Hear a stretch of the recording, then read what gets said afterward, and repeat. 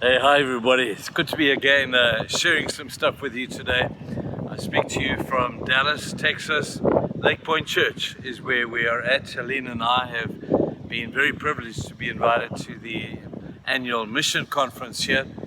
And we just love the hospitality of these amazing people over here. We've enjoyed an incredible partnership over the course of many years. And we are just so grateful to this church for all that they have helped us with and just encouraged us along the way with. So we're here at the moment. We'll be for a couple of days, but I need to get a couple of devotions done. I apologize that I missed one, I think yesterday or so, but I hope it'll be okay. We are in the book of Colossians, and we're beginning to wind up the book right now as Paul comes with a few pearls of wisdom for us. I hope that you'll listen carefully as I share with you a couple of the pearls of wisdom that he has. In chapter 4, he says, verse 2, devote yourselves to prayer, being watchful and thankful, and pray for us too, that God may open a door. Let's look at this first part of this. Be watchful in prayer. Be watchful. You know, we have an enemy. We've spoken about him a number of times, and he comes in different disguises. And sometimes we get caught unawares. Sometimes we get caught kind of looking with our pants down, maybe, I don't know.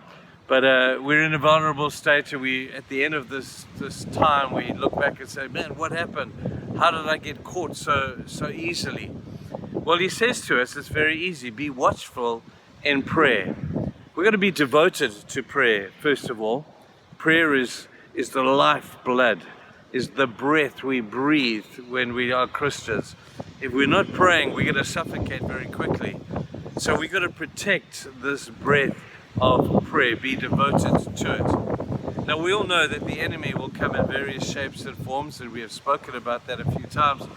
But I want to just remind you that sometimes he's more subtle than others.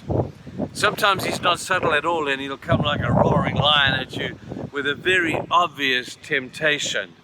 And the key there, where you see Satan coming as a roaring lion, is don't try and fight with a lion, just turn tail and run. Like Joseph did when he was confronted with the lady that came and tried to seduce him. He just grabbed his stuff and he headed for the hills as fast as he possibly could. He saw the roaring lion. We need to do the same thing. Sometimes Satan gets a little more clever and he comes as a wolf in sheep's clothing. Now, I still think that's a bit stupid. I don't think that's the greatest tactic, because a wolf in sheep's clothing is still pretty obvious to see. He will come in a guise. He will come in a sort of a disguised format. And if you just look closely enough, you'll see him for who he is. It's just a wolf in sheep's clothing. And it's pretty obvious, once again, to see that. So when we see the wolf in sheep's clothing come under the guise of something that it would appear to be what it is not, we need to turn tail and move away. These are practical things that I'm sure as I'm saying them, you've got incidences in your life that have come up and you're saying, man, I remember that. I remember seeing this. And just be very careful of these things. Be mindful. Be very careful. Then Satan sometimes comes as a snake, as he did in the garden. This is probably one of his most subtle disguises. And he comes not with a total lie, but with a half-truth. And he comes with a question, and he sows a seed of doubt. When God is speaking to you, he'll come to you with the same thing that he said to Adam and Eve. Did God really say that? And are you really sure that this is what God was saying? Are you really sure that that's what God meant? Sowing little seeds of doubt in your mind, that if you think long enough about them, you feed that little seed. And that little seed of doubt can grow to become something that would be a pain in your butt for a very long time. So we've got to be really careful. We've got to look for these disguises that Satan comes at. But as I said once before, some time back, I think the worst of all of them and the most subtle of them is we read that Satan can come to you as the angel of light. Looks like the answer to a prayer. You've been praying for something, and all of a sudden that prayer would apparently be answered. and you giving God the credit and God the glory, and God is saying, no, I didn't answer that prayer. What you've just asked for, what you've just got is not what I wanted for you. It's come via the angel of light. And I've seen more people fall because of the temptation of the angel of light than the snake, the wolf, and the lion all put together. It looks like an answer to a prayer. Often people will say, when I ask them how you're doing, they say, Church, we're really blessed.